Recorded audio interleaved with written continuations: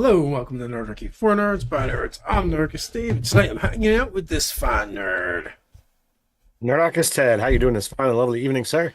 Doing fantastic. So tonight we're going to be talking about, I don't know, some fun things when it comes to RPGs and our three campaigns and settings that we're kind of been working on and we're happy to share with everybody.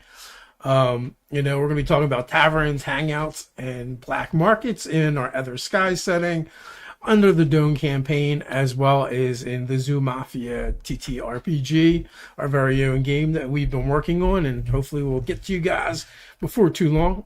As always, there's links in the description to check out those things. We're going to break it into segments as we kind of have been doing. And at the end, if you have questions, feel free to ask them. You can ask them before that. We just won't get them to them until the end of the third segment. So just hang tight and we will get to your question if you put it in there. We're not ignoring you. Promise. With that, let's jump into Other Skies, Taverns, Hangouts, and Black Markets. All right, Ted. So, How are you feeling about this topic? so one of the things that I thought about this, taverns have got to be, a big thing because, you always talk about or you always hear about, the sailors and the pirates always needing to unwind after, a journey. So it doesn't matter whether you're sailing on the sea or sailing on the air currents, you're going to need taverns. Um, But then I got to thinking about, uh, while there are floating cities, like we've kind of hinted at, there are other little islands and things that are out there. So, like, what if you had some, taverns and things that are like waypoints that are literally just, the island, this little floating island, it's one building. It's got a place to rest, it's got a dock, it's got a place to get, food. I think that could be a really cool thing to have that's out there so that you're not just, eating ship grog, or drinking ship grog and whatnot. You could go get something real in between, in the middle of your journey. Yeah, so I was giving this some thought, and when it comes to taverns, you're gonna have your normal taverns with you're gonna have gambling and other games of chance, or maybe throwing darts, throwing daggers, um, what just like you would have in a regular medieval fantasy setting. But in Other Skies, there's also this underlying sports themes, right? So I imagine Uh-huh. there's going to be sports bars, sports taverns, right? And we haven't really discussed like how high up the tech goes, right? As far as Uh-huh. what an Etherficer can do. Now, the most powerful stuff that's been done is kind of like in the past, and they don't really they've reversed engineered a lot of stuff from it, but they're not capable of doing. They can't raise a new city, right? Right. For instance, right? That is beyond them right now. That technology's kind of been lost. Um, but that being said, like we've like talked about, well, are there kind of like ether view screens, magic view screens where they can watch the games taking place? If you're not lucky enough to get to an arena, or or even like if there's not like an actual view screen where they're doing maybe illusions or holograms or something like that. What about just a voice thing? They're able to like almost like a radio, and describe the action that way. So I would look at that as like if you wanted to take the modern day sports bar. Now, scry is a powerful level spell, but if you were to, add in more and more qualifiers, you would be able to kind of reduce the magic necessary to make that happen. So what if, you made these devices that technically had the ability to scry solely on the ether pitch or whatever we're calling Yeah, the sphere. their arena, right? Um, So yeah, the arena. like what if it was like a dimensional door almost that connects the two things, except for the only thing that you can do is look, right? You can look and sit Right. here, right? You can't actually go through it. And dimension door is only a fourth level spell, technically, right? And and also like You don't have the other capabilities of scrying. That's the way to go about it, and that's definitely a thing to look at. And but even if we decide not to do that, I could definitely see like Etherball themed taverns at the very bare minimum. And like I can also see some brawls breaking out depending on which tavern you're in and who you root for. Like Completely. we have to have our Philly version, where the fans are all trash, basically. Sorry, I mean, that's Philly. part We of, we that's love part of you. being, from the Philly, South Jersey area. Yeah, but you guys are horrible. You threw batteries at Santa Claus. For the love of God. But yeah, so I think that's going to be a big part of it, and you know, but then also there's this other part that we haven't talked about as much. But the idea of when the fallen city of Haven returns, psychics begin awakening throughout the cities, and I feel like this is going to lead to two different areas. One is like occult shops, and even like probably like occult hangouts, right? Like, do they have tea houses or their own bars where they like to gather? Or they're going to be like more people that are going to be palm readers and fortune tellers. Some of them might be legit, right? They're actual mentalists because they've had this psychic ability that's awakened in them. But there's also going to be a lot of charlatans as well. Yeah, so I think you could take that and have things that are more accessible to that psychic. You could have those palm readers or card readers or whatnot that make it a little bit more interesting, a little bit more diverse. Yeah, even like I think a little bit about like the Dresden Files, and you have Max Place. Hmm. I don't even remember the actual name of the bar. Or Uh is it always just called Max?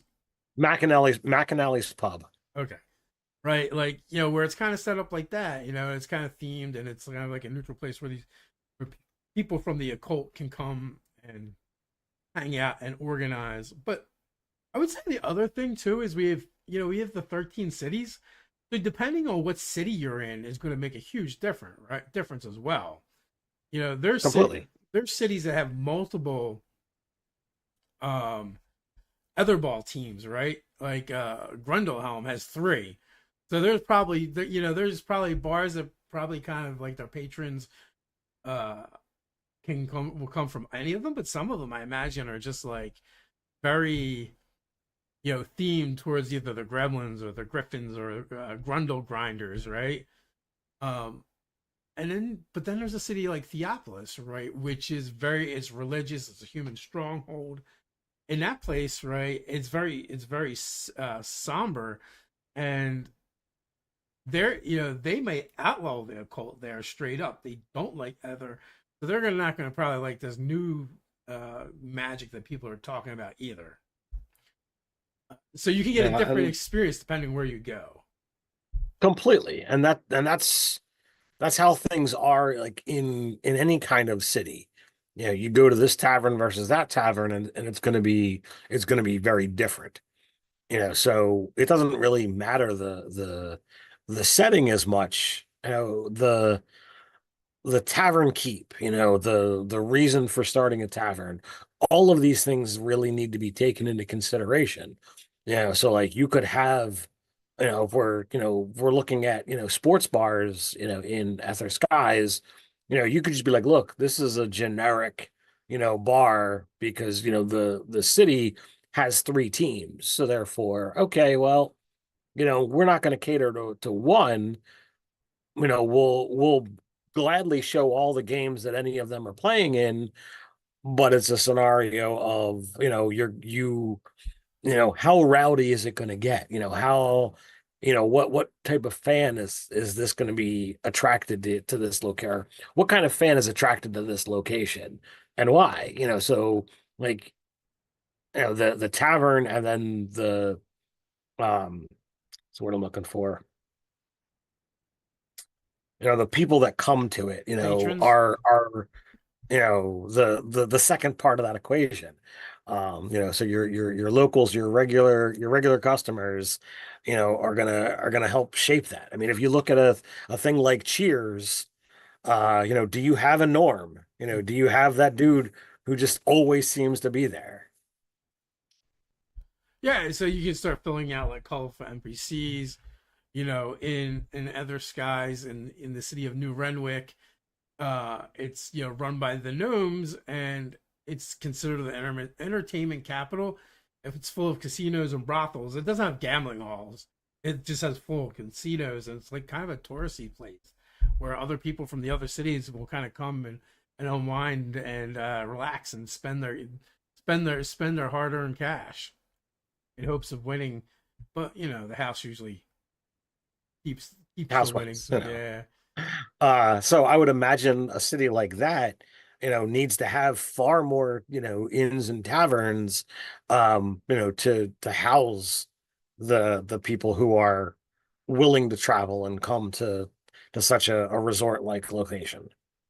Then I'm imagining a thriving black market of corrupted goods as well as um scavenged from the surface world, right? Like the cities themselves probably try to regulate what comes and goes from the city in and out of the city, especially from the surface, because there is a concern that bringing back things that are contaminated, things that are tainted, they're going to want to keep that locked down. So there's probably a whole trade in smuggling that stuff in, and then places to sell it to the highest bidder.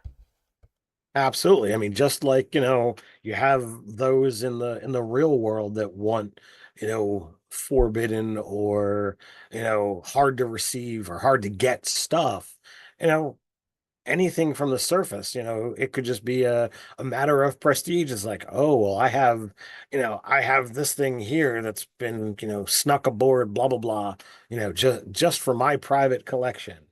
Um, and when you start taking in, you know, cult aspects that we talked about, last time, it's a scenario that, you're gonna have elements that is like, well, the cults are going to want the things that are drawn to whatever it is that they're into, like the eldritch horrors that they're trying to bring back to the Yep. world. So like anything that connects to, the outer realm, they're going to be like, okay, how do I get my hands on it? So there's going to be legit, and there's going to be, fake stuff that's associated with anything that somebody wants, playing with that law of supply and demand. Yeah.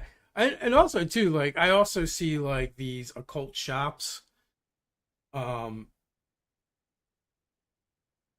being like kind of like being like a Barnes and Nobles in a sense where like they have nooks and stuff to kind of hang out in addition to you know a place to buy goods. Maybe they give lectures, maybe a little offbeat slam poetry from time to time. But it would also be a great place for actual cultists to use as meeting spots. Hmm. Uh, and even like dead drops for spies and shit like that. You probably have a mix of like the normies that are just kind of curious. Then you probably have folks that are actually psychics and into part of this world, and then those who are trying to become part of this. Right. So it becomes this like melting pot for the different cities. But and then some of them may actually fall into the black market area too, right? Like, if you're in the religious city of Theopolis, chances are they're going to crack down on this stuff, and they don't allow them in the city, but that doesn't mean there won't be any. Yeah, I'm picturing a um I don't know why, but a shyster psychic, somebody who comes and basically, they've got a shop, they've got all of the, occult stuff, and most of the stuff in their shop is, is going to be complete and utter junk. There to um make a fast, couple of coins Or to impress the and what have straights, you. right? Huh? Or to Impress the impress, straights, yeah. yeah. But in actuality, they really do have the power. They just aren't going to use it on somebody who doesn't have any clout, or they just don't feel is worth the expenditure of their ether, of their energy. um so I love this idea of somebody who's like, well, I could do it for real, but I'm not gonna. And then they could have this whole spot in the back, where you know it's kind of like, you pull the right book and there's a back room with all the real shit where the cult actually meets, where they do, whatever rites and things that they're gonna do. um and I just, the more I get into it, the more, like, this begins to like bend and twist into a fun, you know a fun place to play with, because, you know I don't know. It just seems like this would be a fun NPC to put in the game somewhere. Sure, like I do like that idea, and also part of it is like you said. One is like, oh, why I'm not going to waste and expend my energies on the streets, but also at the same time they kind of have to eat, right? So they do that. They put on the performance, and they do the thing to make people happy and come back. But every once in a while, right, someone comes in who's the real deal, and they do have the ability to you service them either through goods or through their powers. And it is interesting in the sense too, like when, like, I just imagine someone who's the real deal observing this and going like, why are you doing this? Like, why pretend to do the thing that you actually know how to do, right? and Hmm. and like you said, like they just think it, maybe they just think the kind of the vanilla clientele is just, it's they're beneath their abilities and aren't really deserving of it. Right. So they try and just give them a little thrill and send them on their way. So, kind of touching on, the idea of, illegal goods, black markets, and what have you. Given the fact that each of the 13 cities, has, essentially its own government, its own ruling, you know, and the fact that they're a little, what's the word I'm looking for? They don't like to intermingle. What Oh did you yeah, what did you call it? they're xenophobic. Xenophobic. Thank you. For some reason, I'm like xenothropic. That's not right. Xenomorphs? They're Uh, xenomorphs. sorry, my brain is a little fried today. But the fact that they're xenophobic, you know, they're not gonna, like, oh, well, let's pass notes and make, this all work together. So what one city might consider illegal, another city, might not give a crap. So you could have somebody who's like, okay, well, I'm gonna gather up all these things and I'm gonna sneak it into the other city because it's okay to have it here, but lots of people want it over there and they'll pay a lot more for it. Yeah, so there's definitely a lot of avenues to explore in other skies, and where people are going to spend their time hanging out. Also it's very urban, right? So I feel like there's going to be things like opera houses. You can go hear the orchestra play. There's going to be theater. There's going to be thriving nightlifes and places for people to do and be entertained. Because you cram a lot of people into a city and give them nothing to do. That's just asking for trouble. That's a recipe for a lot of bad. Yeah. So, like I said, I think there's a ton of stuff that can be done with that, and specific to the setting. You know, do they have like things like bungee jumping, or because everything is air based, have they made like gliders that they kind of like race around the city, which could be kind of risky too if you miss. uh, It stems from the same uh issue with what's skydiving. yes. yes, there are a small handful of people who have, jumped out of a plane and their parachute not open and, they've managed to live.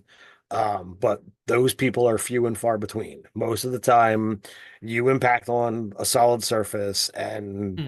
you don't get back up. So in this situation, if you go off on your glider and you don't angle the right way and you don't get back to the city before you get to a certain elevation, you've got nowhere to go but down. And sure, your wings might allow you to glide safely, but you're not getting back up. And if you don't have gear to survive on the surface, you're gonna die from something down there. Yeah, if you do survive the landing, that might that like not surviving the landing might have been the merciful Yeah. as the horrors come out at night. So yeah, it's just a short list of things to do in other skies when it comes to taverns, hangouts, and the black market. All right, let's take a look at Under the Dome. So Under the Dome, taverns, hangouts, and black markets, hotspots of Vice Grit, and Grind is Crystallia. So first and foremost, central to the city of Crystallia, anyway, is you um, the tiny dome, which is the Lower City Central Bloodsport Coliseum, where you can go out and make a buck and increase your reputation, and that is at the center of an area called the Spokes. And off of the Spokes are all of the various uh, fighting schools, right? The gladiator schools where you can actually join and train. And you're gonna have to pay some of your winnings to them, but you get the training, you get the gear, you get you get everything that they have to offer. Maybe healing, or massages afterwards. Whatever you need to keep going as a fighter. But that's only one thing to do in Crystallia and Under the Dome. Uh, there's street racing, drag racing. So I feel like you're gonna have you're gonna have basically sports bars just dedicated to that, where the racers all hang out. Whether it's officially what that tavern is all about or not, it's gonna end up that way because that's what the clientele is. That's who's there. The Grotto Gruffs, the first campaign I ran, those players they're called the Gruffs because the one character who they call boss is uh very goat themed, and the place that they hang out is called the Grotto, and it's like a public garage where you rent bays slash tavern is I believe how I described that in the beginning. So what could go wrong? Racing, mechanics, and booze. Alcohol. All the essential things you need. Yeah, and once you start, oh well, it's gonna tinker around with, your bike or your vehicle, what have you. All kinds of shit can go wrong when, I'm using my fuel, which is grind in this, Yeah. grind can go wrong. Grind can, have problems. So what happens if something goes wrong? This dude's over here drinking while this dude's over here working on a bike and spark kablooey.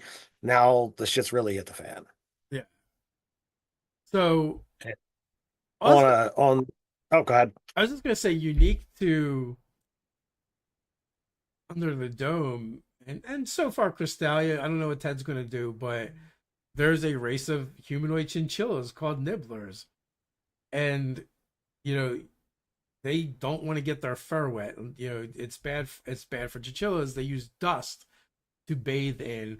So there's dust baths, these bathhouses that are basically pools of dust that they go and roll around in and kind of relax. And I'm probably sure they offer different amenities, maybe different temperatures for the dust for a different experience, as well as, um, they're called nibblers because they're always chewing on something to grind down their teeth, usually stone or wood.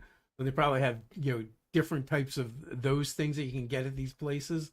Matter of fact, the party's even visited at least one. Yeah, you can get it directly, from one of these bathhouses for a surcharge, of course. Um, in the city that I'm working on, Valeria, set in the middle of the Black Sands. This, for whatever reason, this place, has chaos storms that fairly often transport people and things from other places, not necessarily just from the setting of under the dome, but from elsewhere. Now, I recently ran my first session of Under the Dome for one of my newly created home groups, and I told the players, like, look, you guys can make characters from anywhere. And I literally ripped them from wherever they were. I gave this cool, narrated scene where they were ripped out of their location and dropped into the Black Sands, within view of the dome, which they'd never seen a black sand desert before. They'd never seen a domed city. So for these characters, it was amusing. Uh, so the thought of people being essentially teleported, planar travel from other places happens often enough that there is a tavern, in my setting, or in my city, called Breaker's Bounty. Um, this particular place, the tavern owner likes stories of other places so much that he's like, I'm gonna make a place that these people can come. So the term breaker is slang for someone who is come from somewhere else. Um, and this way they can come. They've got some place that's probably nothing like where they've been, but it at least is, they're not there to get ripped off. You can get a meal, you can get a nice place to stay for the night. Um, Most likely, for just a good story, if you're willing to talk about where you're from, it's a good thing. Trying to, yeah, so it's just a fun avenue to kind of play with. Yeah, so I feel like in Crystallium, there's not too many things that are illicit per se, but there are certain things that are tightly controlled by the grind barons, and of course, there is a bit of a black market for that stuff, right? Um, and basically, that is off book, off shelf grind, which we haven't really explored as much as I would like at some point. Um, in the setting, but I feel like the stuff that you guys generally have been getting has been from sourced from the grind barons, or you guys take your crystal, you find your crystals, bring them in, and have it made the grind for you at these refineries. But I feel like if you go to one of these black market dealers, there's a couple things that can happen. It could be more effective, it could be less effective. It could have, various side effects, right? Some of them might be cosmetic, and others, might be, mechanics that alter the game and how your ride works, right? Like, like it'd be cool, like if you were to get grind that, like mechanically doesn't do anything, but when you burn it, you leave like trails of fire behind you, or sparks, or just like it just looks cool, or you colored smoke or something along those lines, or it could be something that actually enhances your ride. Um, but Yeah. The enhancements is always a fun angle to play with, because I mean, if you look at modern racing, there's always, oh, what upgrades can I get, what kind of injections can I put into my fuel to get a faster start or a longer burn, or as you said, the flames coming out the back. These things, you could just look at what is being done with modern and replicate, other things. Our very first session, we won the race and therefore we got an attachment for each of our bikes that could, that could do something. And it was a lot of fun to be able to to play with those attachments for a little while. I don't think I've used mine in, over a year, but it is what it is. Well, we haven't done a lot of racing stuff. Um, and the most recent racing stuff we did, you guys didn't use your bikes. You used the Demon Grinder. Right. But the options are there, and that is kind of fun too. The idea of being able to get the stuff and mod it out, right? And I'm sure there's markets for that, and there's places where people are probably like hanging out and just talking about that. Like some of the different gangs you guys met. Some of them were very they're kind of motorheads, right? That's their whole jam, modding out their rides, modding out themselves. Uh, and Ryan's character Clutch would definitely fall into that, where the rest of you guys like you ride, but it's not like your main interest. Right. But you could do a whole campaign where it is, where you're where the places you're going reflect that. The bars you're going to are places with a bunch of motorheads, or outlaw gangs. So what does that look like? Do if you're wearing the wrong clothes, is that a problem for you if you walk into one of these other bars? Because the fuzz boys hang out there, and they don't like other riders muscling in on their turf. So I mean that's the way things go. Like you've got, groups or gangs, and if you're a part of one, you really shouldn't be going to their place. That's their hole. That's their spot. In the same way too, like we have the flesh warpers, right? Where you can go in and get body modded with biological stuff. Maybe they're like tattoo parlors, right? Where people go and kind of hang out.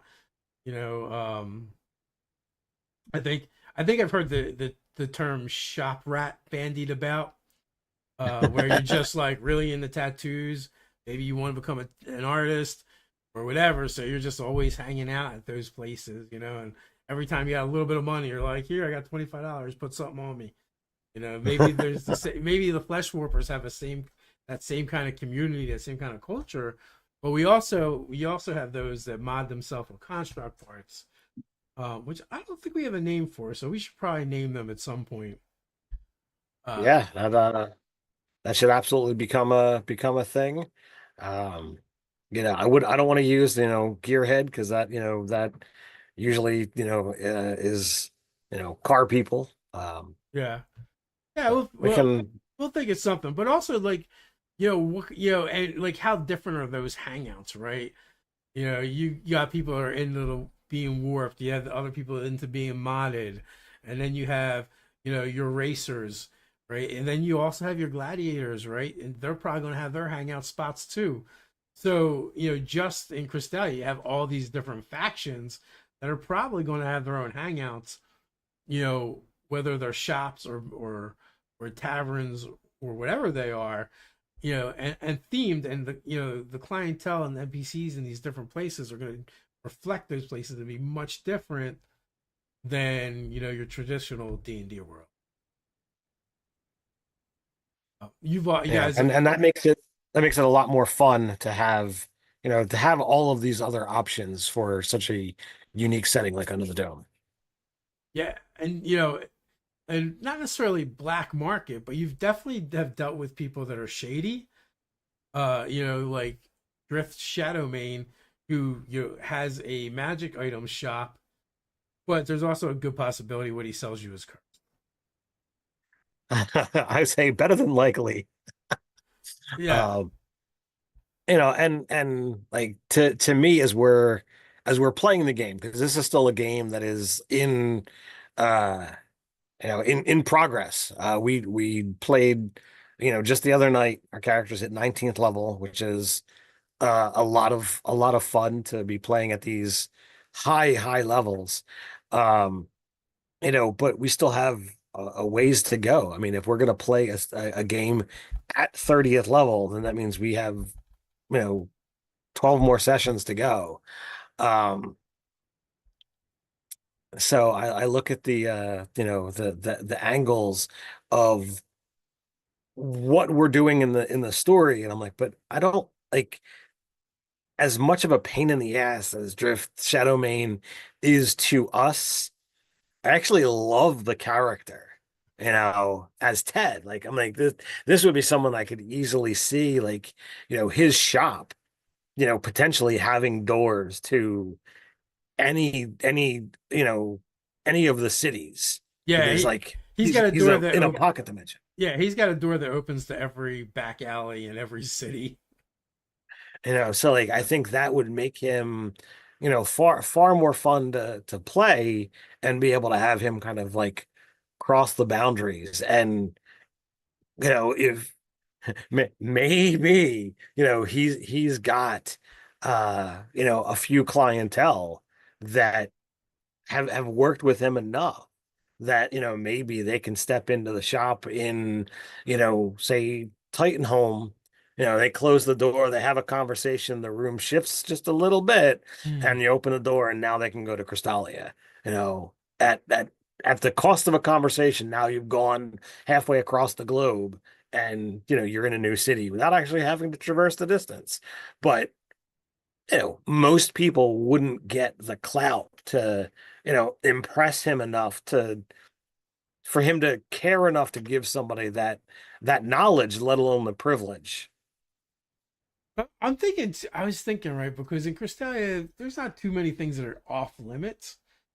But, the thing is that the characters will often go out and scavenge in the wastes and then come back. And it's kind of how they make their living, right? For the most part, if you're an adventurer type. What if there are some things like grind crystals? They come in different varieties, right? The more pure the crystal is, the better price you get. But what if there's some things that are kind of off limits and they don't let in the city because it has too much chaos magic still attached to it, and it could becomes a danger, right? So they're screening that, and like you guys have always gone through that process too. When you enter the city, when you leave the city, they kind of figure out who you are, who they, what you're doing. They kind of ask, they make you kind of declare if you're bringing stuff into the city. But you know that's not going to stop people, right? Because I'm pretty sure you guys like declare stuff and then hide stuff as well, or have Yeah. in the past. Yes. So which means then there is a small market for certain things that are kind of illicit. Like we mentioned, grind that isn't from the grind barons, but also probably some artifacts or relics from outside of the domes that may not be 100% safe to bring into the domes, but that's not going to stop people from trying to do it, or buy it Right. or sell it. Right. And some domes are probably they don't really care about drugs, illicit substances, where others, they might be a little bit more stringent upon that kind of stuff. Yep. We're in talks with a game on the channel in Under the Dome in the somewhat near future. And in so doing, more domes are going to be created. And, two domes that I've already, begun talking to people about are as different from all the other domes that, have been made so far. So it's a lot of fun to kind of see how this world continues to evolve with how different the domes are, and I think they're probably more diverse than the populace of the cities in Ether Skies. Yeah. So there's, there's, we've gone over plenty to do in Under the Dome. The smattering of different things and things that you don't find in typical D&D worlds. Um, so I I think it's time to move on to start talking about Zoo Mafia, speakeasies, hangouts, and black markets.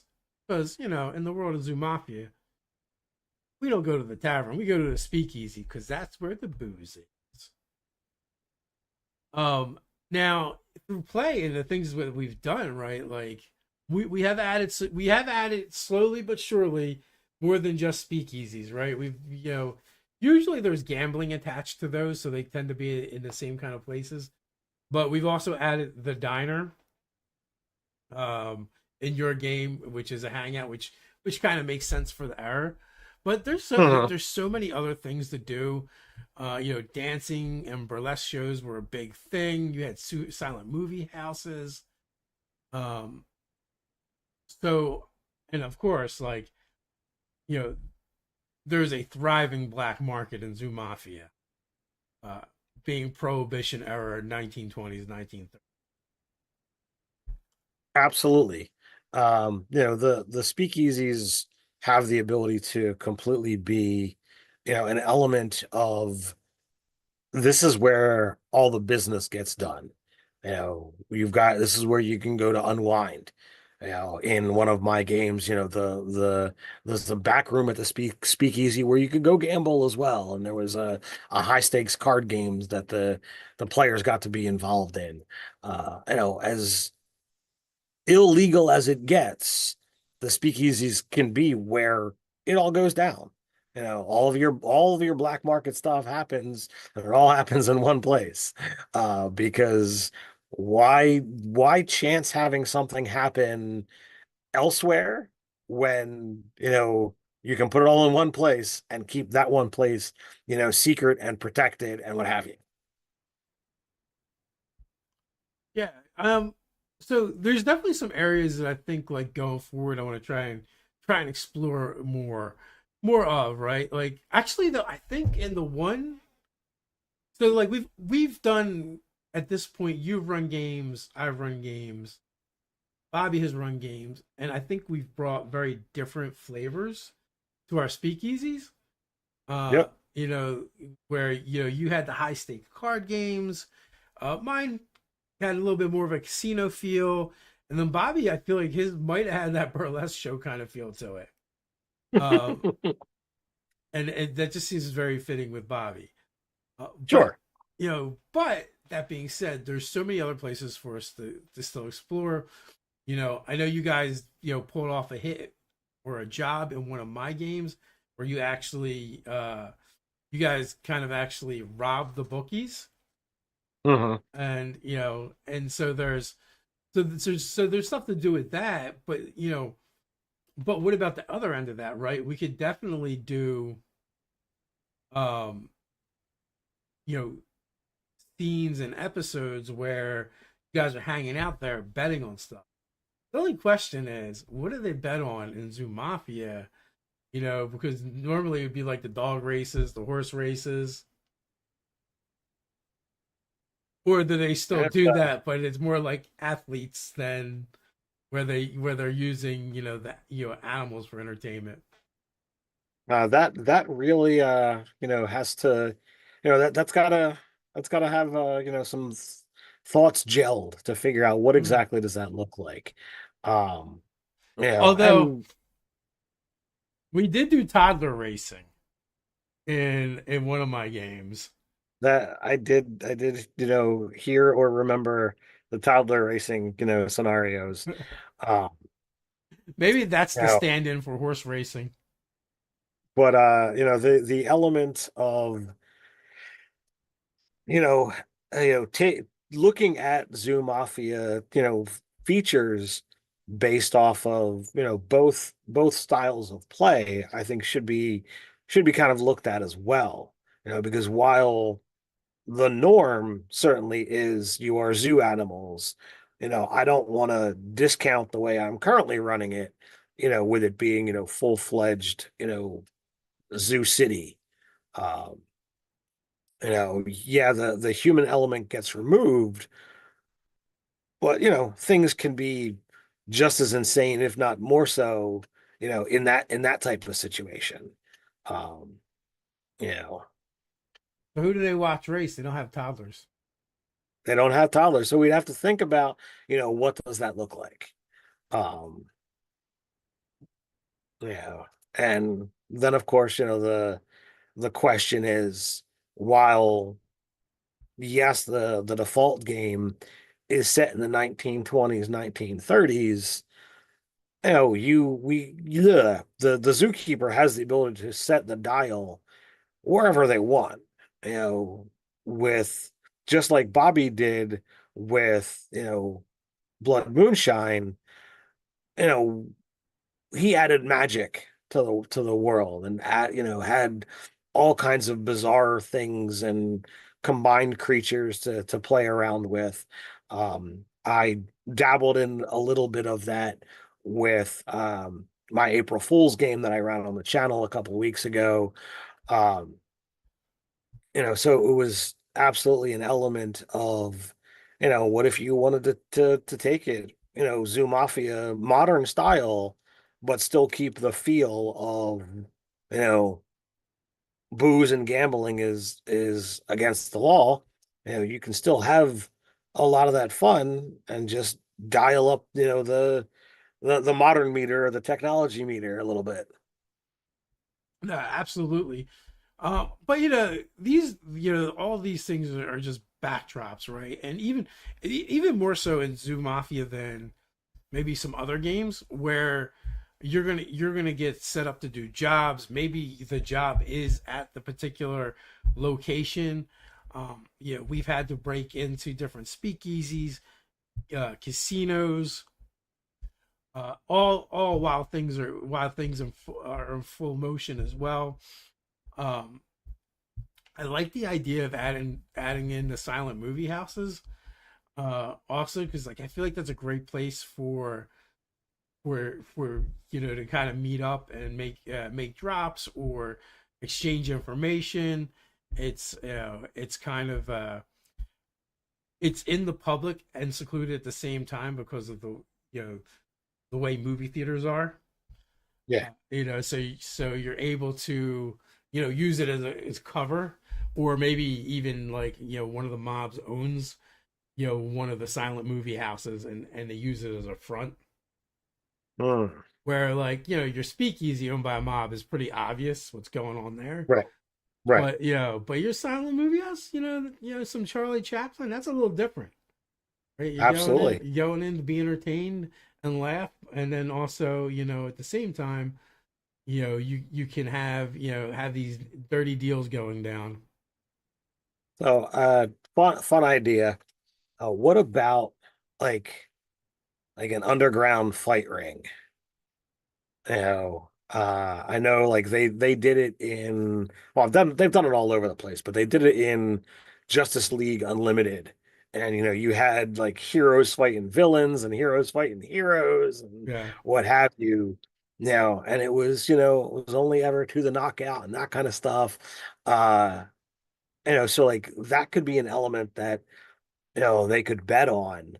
And you could even have like showdowns between the different enforcers across different, mafias. Hmm. Maybe that's how So they like, settle things sometimes. so it could be how different how business is settled, or it could be just like, all right, I need to blow off some steam, similar to uh Fight Club. It's like I just needed to destroy something beautiful. Yeah.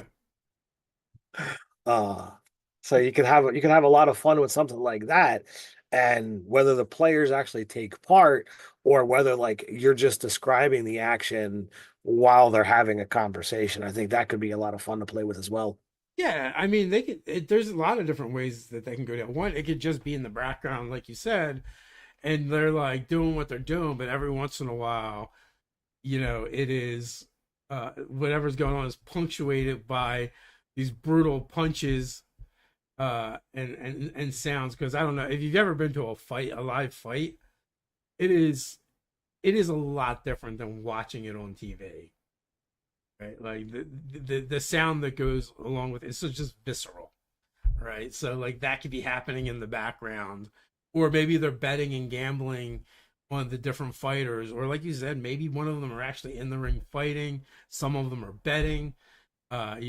You could definitely have instances where either a player is trying to throw a fight, or someone they're gambling on could be throwing a fight. So these are things that they could kind of lead to even more, or maybe like you could do a whole story off of it where like a fighter ends up taking a fall, but like maybe they were made to because the mob has threatened their family or threatened them or whatever Mm. they had to do in order to do it. So like that could be its own little arc.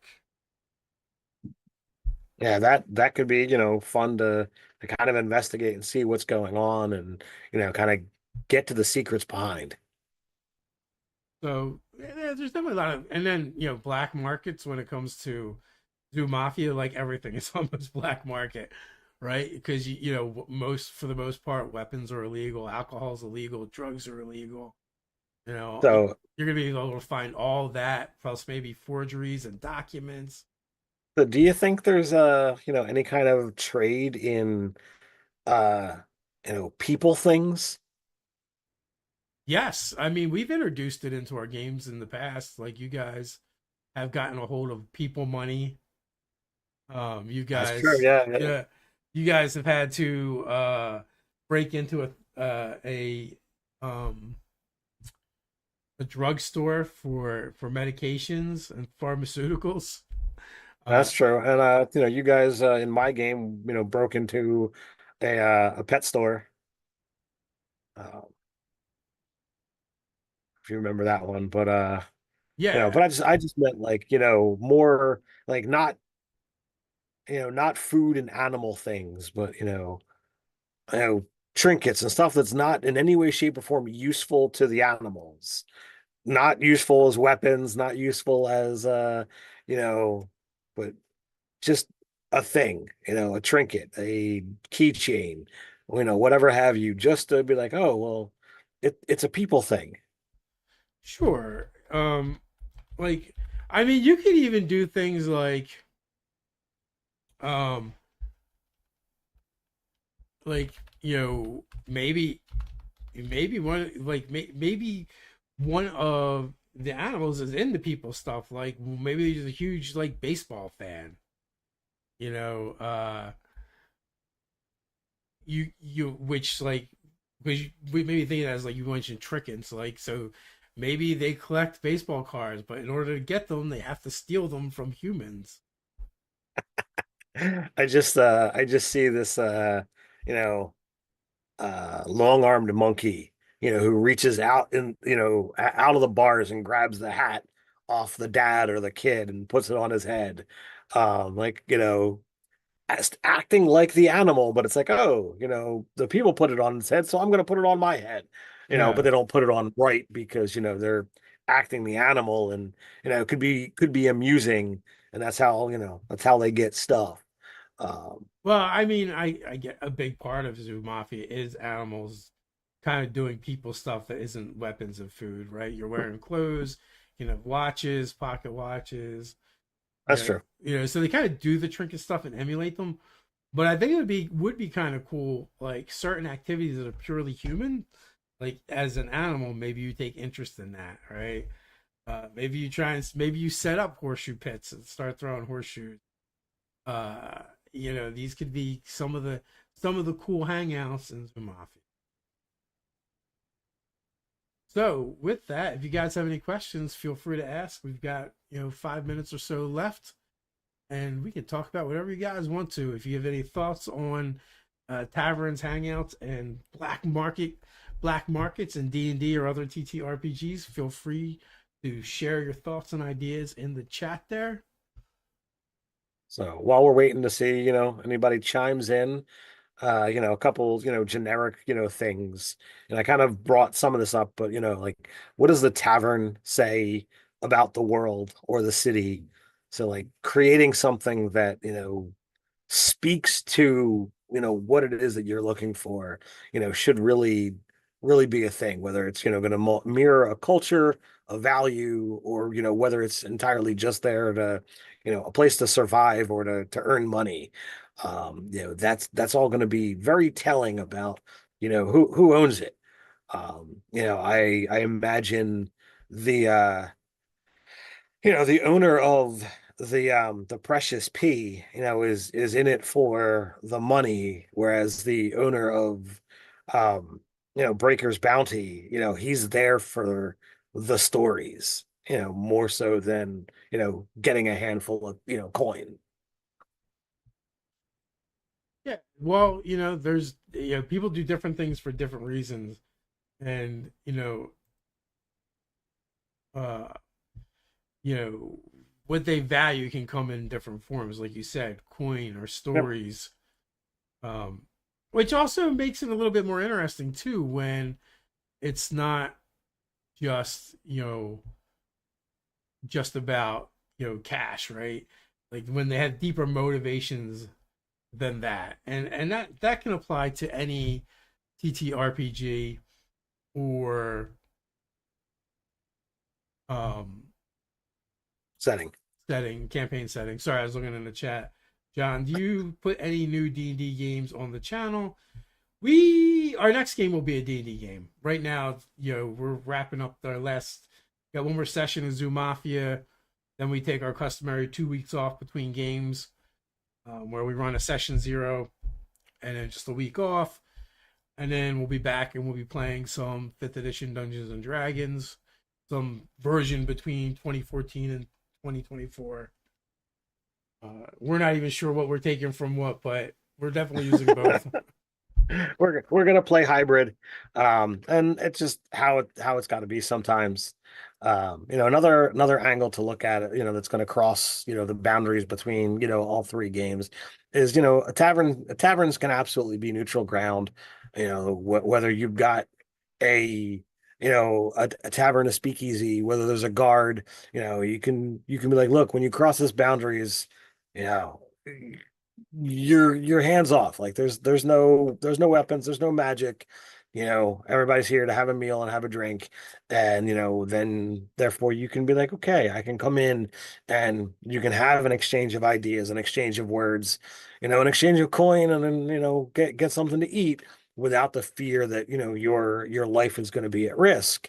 And I think when you create a place like that, regardless of what the setting is, it changes the dynamics, especially in an RPG where we know at any moment combat could happen, and there could be the rules of like, look, you got a disagreement, you got to step outside because I don't want no shit in here. Yeah. And I think those things, are a lot of fun. And Dave mentioned earlier about McAnally's pub, like that specifically, it's got a thing, accorded neutral territory. They don't want a fight in there. And there was a scene where some big dude is getting ready to throw down with the main character, and it's like, well, we could just step outside, and he's like, oh crap, didn't think about that. We don't do that in here. Yeah, but it makes like cool story things too, like where we have something like that. In that particular scenario, there's a reason why you didn't do it. You don't fight inside McNally's because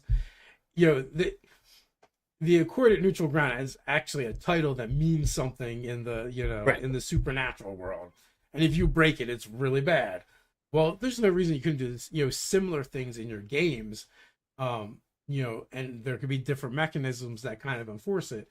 Like maybe if you break certain taboos, then the word goes out and you can't get served at any tavern ever again or any place like that ever again. So it's just a fun way to add some thematic stuff and also make your players work a little harder, right? Like if they want to start trouble, they might have to think about how to do it and where and when is the right place, Completely. which gives them an opportunity to be a little bit more creative. So we are just past 9 o'clock, so we're going to head on out, but we'll be back tomorrow night for some Zoo Mafia run by Nerdarchy here. Come back and check us out, and until next time, stay nerdy. Stay nerdy.